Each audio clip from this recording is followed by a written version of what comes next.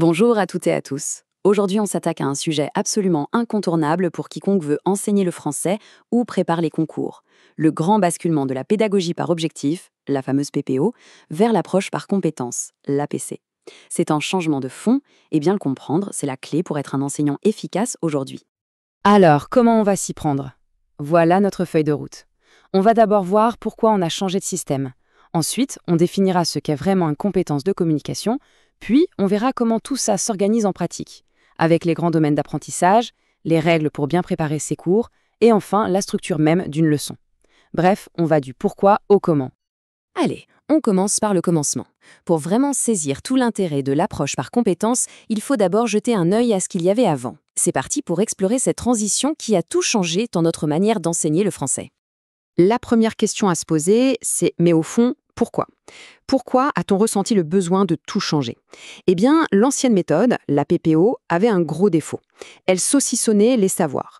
On apprenait des petites choses, les unes après les autres, sans forcément faire le lien. Résultat, les élèves avaient du mal à mobiliser tout ça pour résoudre un vrai problème complexe. Ce tableau, il est super parlant. On passe vraiment d'un monde à un autre.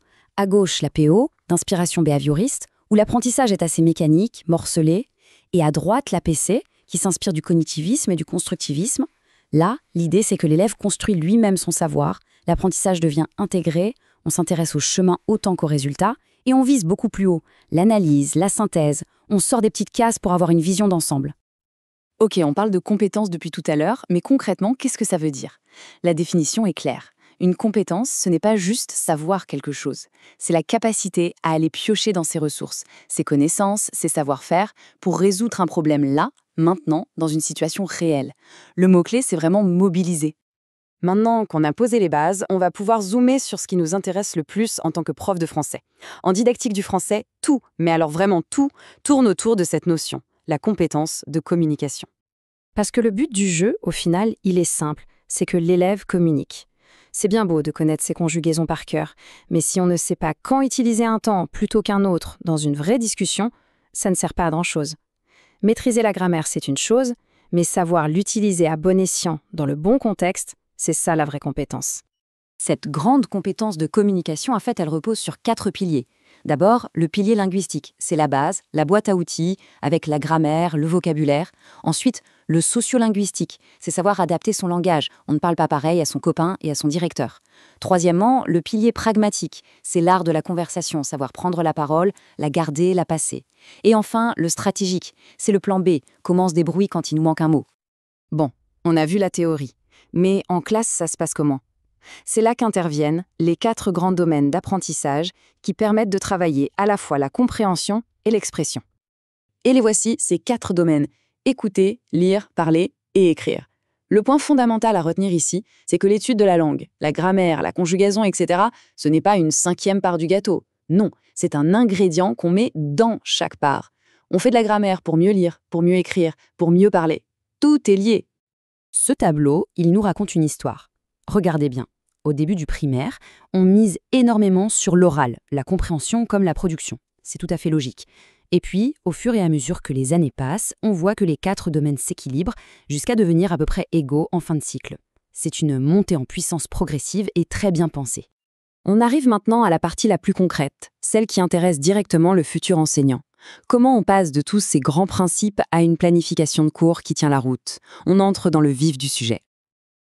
Alors là, c'est un peu la checklist sacrée de l'enseignant. 5 principes à ne jamais oublier. 1. L'élève est au centre, il est actif. 2. On crée des moments d'échange, vive le travail de groupe. 3. On différencie parce que tout le monde n'avance pas au même rythme. 4. On permet de réutiliser ce qu'on a appris dans d'autres contextes. Et 5. L'évaluation n'est pas juste une note à la fin, c'est un outil qui nous suit tout le long. Cette citation, elle est géniale, elle dit tout. Ce qui compte, ce n'est pas combien de temps le prof parle, c'est combien de temps les élèves réfléchissent activement. Ça change complètement notre posture. On n'est plus seulement celui qui sait et qui transmet, on devient celui qui organise des situations pour que les élèves apprennent. Allez, dernière ligne droite. Après la planification, on va disséquer la structure même d'une leçon. C'est notre dernière partie et c'est un peu le squelette d'un cours réussi en approche par compétence. Un bon cours, c'est comme un bon film. Il y a une structure. D'abord, le diagnostic. On prend la température, on voit d'où partent les élèves. Puis, la découverte. On les laisse explorer, tâtonner, comprendre par eux-mêmes. Vient ensuite l'entraînement, pour que ça devienne un automatisme.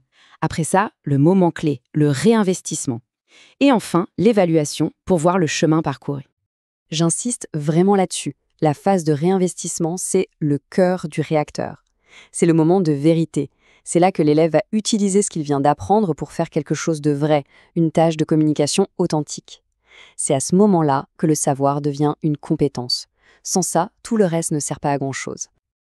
Et voilà, on a fait le tour. On voit bien que passer de la PPO à l'APC, c'est bien plus qu'un changement de technique.